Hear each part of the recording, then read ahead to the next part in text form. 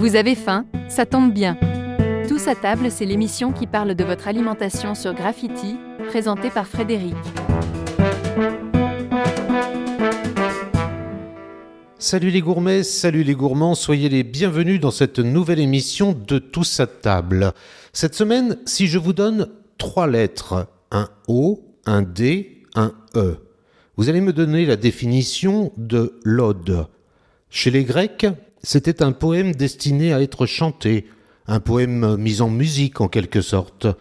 Mais cette semaine, je ne vais pas vous emmener en Grèce, non, on va rester en Vendée, direction les rives de Lyon, pour y découvrir une productrice qui fait une véritable ode aux plantes aromatiques et médicinales. Son nom, Aude Forissier. Bonjour Aude. Bonjour. Merci de m'accueillir ici sur les bords de Lyon. Alors on est bien à l'intérieur parce qu'au moment où on enregistre cette émission, le temps dehors n'est pas de la partie. Donc on va pas aller visiter directement ton exploitation, mais on va parler de ton activité dans la deuxième partie de l'émission. J'aimerais savoir d'abord qui tu es et d'où tu viens. Je crois que tu es originaire des Deux-Sèvres. Oui, c'est exactement ça, originaire de Saint-Vexant-l'École. Et ton âge, 35 ans ? Exactement, bonne information. Alors c'est quelque chose qu'on ne demande pas à une dame en général, mais bon. Tu as eu un parcours scolaire avec une licence dans les assurances. Oui, c'est bien ça. Tu l'as passé en 2013 à Paris, je crois. Oui, c'est ça, en même temps que mon activité professionnelle. Et alors, pourquoi tu t'es lancé dans les assurances ? C'est venu comment, cette orientation de parcours scolaire ? C'est un petit peu le fruit du hasard. J'ai commencé par une fac de psycho et j'ai vu que la fac n'était pas trop faite pour moi. Et donc, du coup, j'ai atterri un peu par hasard. J'ai postulé à différents BTS et du coup, j'ai été prise dans une assurance. Et pourquoi la fac, c'était pas pour toi l'esprit volatile ? Un petit peu, j'avais du mal à me concentrer. J'étais un peu trop jeune, je pense. Et si tu as ce diplôme donc dans les assurances, tu as bossé comme conseillère en assurance pendant un petit paquet d'années. Oui, un petit peu plus de 10 ans, oui. Ouais, c'était exactement de 2007 à 2019 et pour le groupe La Maïf. C'est ça. Et tu t'es exporté dans le sud-ouest, je crois, du côté de Narbonne. Non, c'était Bayonne. Ah, Bayonne, oui, forcément, Narbonne, c'est de l'autre côté, du côté de Bayonne. Et tu as trouvé dans le sud-ouest un rythme de vie, un cadre de vie, quelque chose qui te convenait parfaitement ? Oui, la région est très sympa. On a l'océan et les montagnes à proximité, donc c'est assez chouette. Et les Basques sont plutôt sympathiques aussi. Et tu parles des montagnes, justement, je crois qu'une de tes passions, c'est la rando. Alors, passion, c'est peut-être un bien grand mot, mais oui, j'aime bien randonner en montagne. Qu'est-ce que tu y trouves dans les randonnées ? Forcément le rapport à la nature et puis les paysages. Et tu as décidé d'arrêter les assurances. Fini le bureau, fini les ordinateurs et changement de vie. Mais pour ça, tu as d'abord pris 1 an pour aller faire du woofing. Tu peux nous expliquer ce que c'est que le woofing ? Alors le woofing, on va dans des fermes et en échange d'un petit coup de main, on est logé et nourri. Et tu as fait ça dans plusieurs départements, je crois. Oui, exactement. J'ai fait un petit tour de France. Donc je suis allée en Ariège, en Dordogne, dans l'Est, en Vendée, en Mayenne. Qu'est-ce que ces expériences t'ont apporté ? Beaucoup d'informations forcément sur les différentes cultures. Alors j'ai fait énormément de woofing en maraîchage. Aussi un petit peu en plantes aromatiques, forcément, parce que c'était le sujet qui m'intéressait. Mais aussi dans une ferme équestre. Enfin, j'ai fait différentes fermes. Et donc oui, ça m'a beaucoup appris sur le jardin, sur les arbres, surtout. Alors, si j'ai bien fouillé mon sujet, je crois aussi que tu as une activité de bénévolat dans Planète Urgence. Alors ça, c'était plutôt... Oui, j'ai fait 3 voyages avec Planète Urgence, qui est une association, en fait. Et je partais juste pendant mes vacances faire des petites missions. Je l'ai fait 3 fois, oui. Alors, c'est une association que je ne connais pas. Alors en fait, vous partez pendant vos vacances et le but c'est d'aller aider une association. Alors souvent ça se passe à l'étranger. Moi par exemple je suis allée au Sénégal et c'était une association de femmes qui fabriquaient des savons et qui venaient d'avoir des ordinateurs et qui ne savaient pas s'en servir. Donc je suis allée donner des cours d'informatique. Et donc là, après cette année de woofing dans les fermes pour découvrir un petit peu toutes les activités liées à l'exploitation et au maraîchage, tu as décidé de te lancer et de créer ton projet. C'est né comment dans ta tête ? C'était une crise de la trentaine ? Non, pas forcément, parce que j'avais déjà quitté mon travail quand j'ai commencé le woofing. Et en fait, le projet initial n'était pas forcément celui-ci. J'avais projeté de partir à l'étranger et de donner des cours de français. Avec le Covid, ça ne s'est pas fait. Et du coup, j'ai commencé le woofing. J'ai d'abord découvert plutôt... dans mon premier woofing, en fait, j'ai beaucoup échangé avec mes hôtes sur leur façon de vivre, en fait, où ils travaillaient énormément sur leur autonomie, au niveau de la nourriture, au niveau de l'énergie, plein de choses. Et du coup, c'est vrai que leur façon de vivre m'a énormément plu. Donc je me suis dit que j'avais envie de retrouver cette simplicité. Et donc, forcément, en partant sur une vie comme ça, je me suis dit qu'il fallait que mon activité professionnelle soit en adéquation avec cette vie-là. Et c'est pour ça que je me suis tournée vers le domaine agricole. Et petit à petit, en fait, en découvrant les différentes activités, je me suis tournée plus précisément vers les plantes aromatiques et médicinales.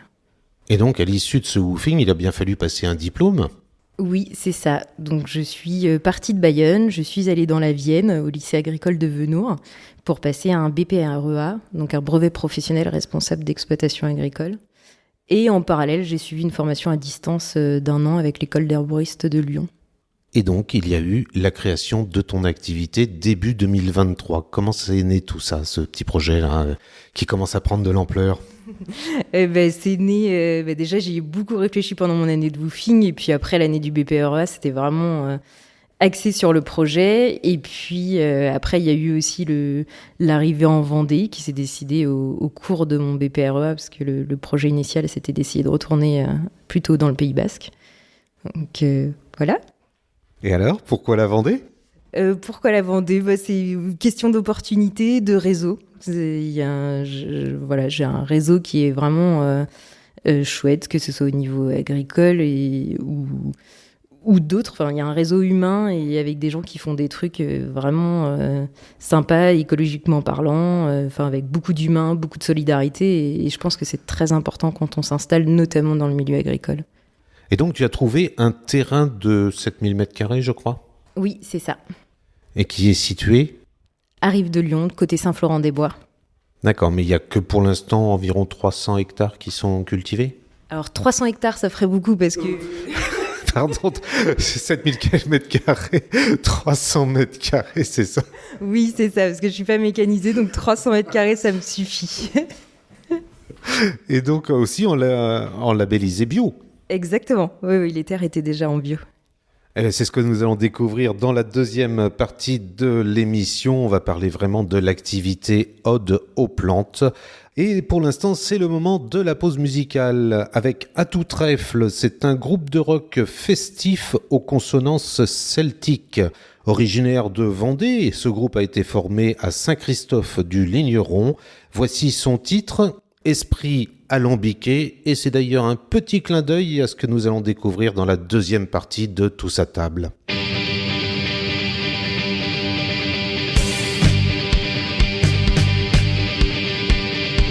Ouvre les yeux, regarde autour de toi. Tu ne fais pas d'envieux, ton cœur est glacé par le froid. Ego, chacun porte sa pierre à l'édifice. Garde tous tes artifices. Pharaon, tous sur le même bâtiment. Mérite la place que tu as sur terre. Toi, le méprisant, ravagé par les chimères.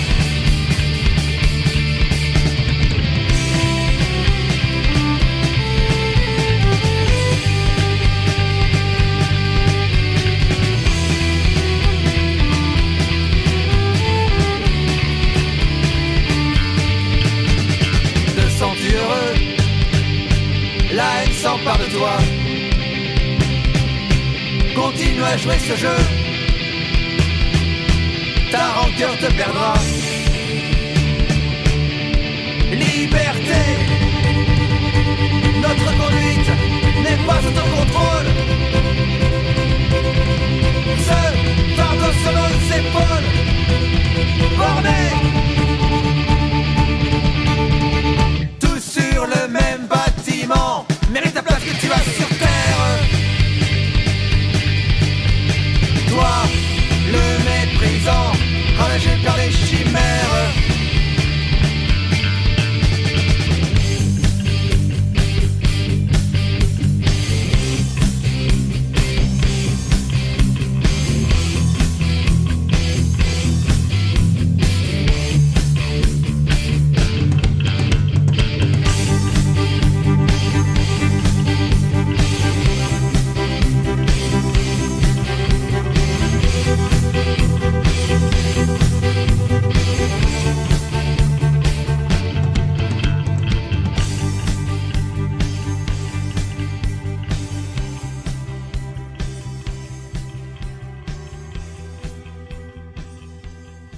Tous à table, la suite avec aujourd'hui Aude Forissier qui nous présente son activité Ode aux plantes. Après avoir fait connaissance dans la première partie, on va maintenant parler de cette activité et des produits. Comment est-ce qu'on peut définir ton travail ? Le titre de mon travail, productrice de plantes aromatiques et médicinales. Et ça consiste en quoi au niveau de l'organisation d'une journée ou même des semaines qui ont défilé depuis la création de ton activité ? Alors effectivement, ça dépend des périodes en fait. J'ai débuté, on va dire, au mois de mars où j'ai commencé à faire mes semis ou mes boutures pour les différentes plantes. Ensuite, j'ai travaillé mon terrain avec l'aide d'un ami. Et puis j'ai mis en terre mes plantes au mois de mai, mais entre-temps j'ai commencé à faire de la cueillette sauvage sur certaines plantes, comme l'ortie, l'aubépine, des choses comme ça. Et puis oui, donc après beaucoup de temps de récolte, après il faut faire sécher toutes les plantes. J'ai aussi un alambic où je distille, donc il y a eu pas mal de distillation pendant la saison. Et puis après, la mise en sachet pour les tisanes, après le mélange pour les sels aromatisés, la mise en bouteille pour les hydrolats, la transformation pour les sirops. Voilà, justement, je voulais aborder le côté produit, mais d'abord au niveau des plantes, c'est combien de plantes que tu cultives et combien de plantes que tu vas récolter à peu près de façon sauvage ? Je dois avoir entre 30 et 40 variétés au total et je pense que j'en ai une petite moins de 10 en sauvage. Et après le reste, ouais, tout est... je le cultive. Et donc les produits, tu parlais de tisane, de sirop, d'hydrolat. Alors l'hydrolat, ça on va en parler parce qu'il y a beaucoup de gens qui ne connaissent pas. Donc les tisanes, tu as combien de variétés de tisanes à peu près en proposition de commercialisation ? J'ai 10 mélanges différents et il y en a un qui va arriver incessamment sous peu pour la période de Noël aussi. Et comment ça se travaille, ça ? Les idées, elles viennent d'où ? Ça germe comment, le fait de mélanger les plantes pour créer une tisane ? C'est le matin, tu te réveilles, t'as eu une idée dans la nuit ou... Ça peut être un peu ça, ouais. J'ai pas mal travaillé. Après, c'est surtout que je connaissais les différentes plantes en fait, et donc du coup, j'ai réfléchi à comment les associer en réfléchissant à la fois à leur goût et bien évidemment à leurs propriétés aussi. Oui, parce que l'importance des mélanges de plantes dans les tisanes, c'est aussi pour le bien-être et pour avoir un corps en bonne santé. Exactement. À part ça, donc tu fais des sirops ? Oui, j'ai 4 sirops différents. Qui sont ? Alors, un au citron, que je fais avec de la verveine et du thym citron. Un à la menthe, avec 2 menthes différentes. Un sirop saveur cola, où lui, je le fais avec une armoise, qui sent le cola. Et puis, un autre qui s'appelle le sirop fleuri, que je fais là avec du géranium rosa, et qui a un petit peu le goût de litchi. Combien de temps pour préparer un sirop ? Alors là, pour la première transformation que j'ai faite, j'ai décidé de faire les 4 dans la même journée, ce qui n'était pas la meilleure décision à prendre, je pense. Mais ouais, j'ai fait un peu plus d'une centaine de bouteilles et j'ai travaillé de 7h30 à 21h30. De quoi s'occuper ? Il y a d'autres produits, il y a des sels, je crois ? Oui, exactement. J'ai 4 sels différents aussi. Donc le sel, je le prends à un producteur de l'île de Ré. Et ensuite, j'y ajoute mes plantes. Et pourquoi ajouter des plantes à du sel ? Ça permet d'aromatiser directement. Au lieu de juste saler son plat, en fait, on l'aromatise avec différentes plantes. Et l'autre produit, ce sont les hydrolats. Alors là, pour les gens qui nous écoutent et qui ne connaissent pas, ça mérite quelques explications. C'est ça. Donc les hydrolats, ça va être un petit peu... Enfin, c'est la même chose que les eaux florales. La seule chose, c'est qu'on ne distille pas la même partie de la plante. Donc en fait, je fais ça avec un alambic en cuivre. Et donc du coup, c'est le même procédé que pour récupérer les huiles essentielles. Donc je vais récupérer à la fois les huiles essentielles, mais aussi ce qu'on appelle donc l'eau florale et l'hydrolat. Pour donner un ordre d'idée, quand je distille des plantes, je récupère 1 litre d'hydrolat ou d'eau florale pour 1 kilo de plantes. Donc c'est quelque chose qui est très concentré. L'avantage des hydrolats et des eaux florales, contrairement aux huiles essentielles, c'est qu'elles peuvent être utilisées sans danger. Et donc du coup, elles peuvent être aussi utilisées par les enfants, les femmes enceintes. Et du coup, ça peut s'utiliser effectivement en cuisine notamment. Tiens, en cuisine, est-ce que tu aimes faire la cuisine ? Oui, j'aime beaucoup cuisiner, oui. Alors là, je te prends à chaud, on n'en a pas parlé du tout. Tu fermes les yeux et tu penses à une recette que tu aimes préparer quand tu as des amis qui viennent à la maison ou de la famille, c'est ? Ça dépend du moment dans l'année. Non, on va faire un petit clin d'œil à mes amis du Pays Basque. On va dire que ça va être le parmentier de canard avec un petit peu de confit de canard et puis de la bonne purée et puis le tout gratiné avec du fromage de brebis. Et dedans, est-ce qu'on peut rajouter des hydrolats ? Alors là, je partirais peut-être sur un hydrolat de laurier. Pourquoi pas ? Ça peut parfumer le plat, effectivement. Où est-ce qu'on trouve tes produits ? Alors, je suis tous les samedis matins au marché de la Roche, sur Yon, donc sur la place des Halles, donc le marché de plein vent. Et j'ai également toute ma gamme à la boutique de la Vergne, donc qui est ouverte les mercredis, les vendredis et les samedis matins. Et on peut également les trouver, donc là, cette fois sur Rive de Lyon. Je partage un atelier avec Fleur, qui a la marque Naturellement Fleurie, qui propose des savons. Et donc, du coup, sur rendez-vous, on peut à la fois trouver mes produits et les siens. Quelles sont tes impressions depuis le lancement de cette activité, il y a juste quelques mois ? J'aime beaucoup mon nouveau métier, donc je suis très contente. J'ai eu une belle production, une belle surprise en lançant mes cultures dans mon champ. Et encore une belle surprise en commençant la commercialisation, en retrouvant le contact avec les gens, parce que c'était quand même mon métier d'avant aussi. Donc vraiment, je suis très heureuse d'avoir fait ce choix-là. Oui, c'est un sacré coup de pouce d'avoir intégré le marché de plein vent le samedi matin sur les halles de La Roche-sur-Yon. Oui, vraiment. Ça, je peux remercier Yves Patrick, qui était le producteur de plantes aromatiques, qui était sur la Vergne et qui est en train de déménager son activité à côté de Nantes. Et donc, du coup, effectivement, j'ai un peu pris le relais d'Yves Patrick sur le marché de plein vent. On dit toujours l'avenir est devant nous. Les projets, ce sont lesquels ? Alors, continuer mon activité, déjà, la faire perdurer, ça sera déjà une très bonne chose. Et puis après, petit à petit, réfléchir à des nouveaux produits pour la gamme aussi. Et essayer de cultiver un peu plus des 7000 mètres carrés et non pas 300 hectares, mais agrandir la parcelle ? Effectivement, oui, ça sera un peu plus de 300 mètres carrés, mais pas 300 hectares, parce que je tiens au fait de ne pas être mécanisé. Donc, effectivement, en faisant tout à la main, ça restera quand même petit. Quand on a la chance de proposer des bons produits, qui sont en plus labellisés bio, faut rester effectivement à une dimension raisonnable. Tu as un site internet qui est en construction, je crois ? Alors, ça y est, il est complètement construit désormais. Super, et c'est quelle adresse ? Alors, www.odoplante.fr. De toute façon, je mettrai toutes les informations sur le site de la radio, à l'adresse urban-radio.com que toutes les auditrices et tous les auditeurs connaissent. Et on te retrouve aussi sur les réseaux sociaux. Exactement, sur Facebook et sur Instagram. Merci beaucoup de nous avoir accueillis et d'avoir consacré un petit peu de temps à cette émission. Merci à toi. À très bientôt, Aude. Je vous souhaite de passer une très bonne journée à l'écoute des bonnes ondes de Graffiti et je vous donne rendez-vous la semaine prochaine pour de nouvelles aventures gourmandes dans Tous à table. À bientôt. Réécoutez Tous à table sur le site urban-radio.com, sur Deezer, Spotify, Apple Podcasts et autres.